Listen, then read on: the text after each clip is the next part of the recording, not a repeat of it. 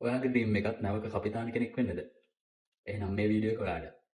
අංක 1 තමයි අධ්‍යාපන සුසුකම්.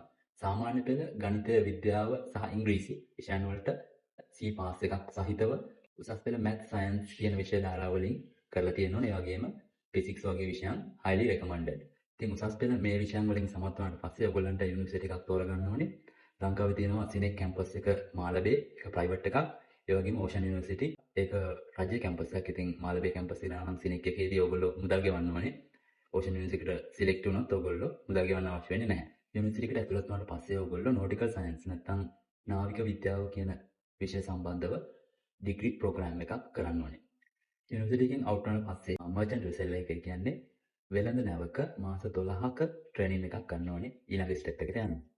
ඊළඟට ඔයගොල්ලන්ට තියෙනවා සර්ටිෆිකේට් එකක් ගන්න. ඒක තමයි OOW. ඒ කියන්නේ Officer in Charge of a Navigational Watch. ඒකට ඔයගොල්ලන්ට කෝසස් කිහිපයක් කරන්න තියෙනවා. ඒ කෝසස් ටික ඩිස්ප්ලේ එකේ දාන්නම්. මේ කෝසස් ටික ඉවර කරාට පස්සේ තමයි ඔයගොල්ලන්ට ඒ OOW නැත්නම් Officer in Charge of a Navigational Watch කියන මේ සර්ටිෆිකේට් එක ගන්න පුළුවන් වෙන්නේ. ඉතින් මේ OOW නැත්නම් Officer in Charge of a Navigational Watch කියන සර්ටිෆිකේට් එක ගත්තට පස්සේ ඔයගොල්ලන්ට පුළුවන් නැවක වැඩ කරන්න තර්ඩ් ඔෆිසර් කෙනෙක් විදිහට. ඉතින් මේ තර්ඩ් ඔෆිසර් කෙනෙක් විදිහට වැඩ කරන ගමන් ඔයගොල්ලන්ගේ එක්ස්පීරියන්ස් හදාගන්න ඕනේ. ඊළඟට තර්ඩ් ඔෆිසර් විදිහට කාලයක් වැඩ කරද්දී ඔයගොල්ලන්ට පුළුවන් ඊළඟට සෙකන්ඩ් ඔෆිසර් කෙනෙක් විදිහට වැඩ කරන්න. ඉතින් මේ විදිහට වැඩ කරන ගමන් ඔයගොල්ලෝ තව සර්ටිෆිකේෂන් දෙකක් කරගන්න ඕනේ. ඒ සර්ටිෆිකේෂන් දෙකේ නම් සහ විස්තර මම ඩිස්ප්ලේ එකේ දාන්නම්. ඉතින් මේ සර්ටිෆිකේෂන් දෙක කම්ප්ලීට් කරලා පස්සේ ඔයගොල්ලන්ට පුළුවන් නැවක කැප්ටන් කෙනෙක් විදිහට වැඩ කරන්න.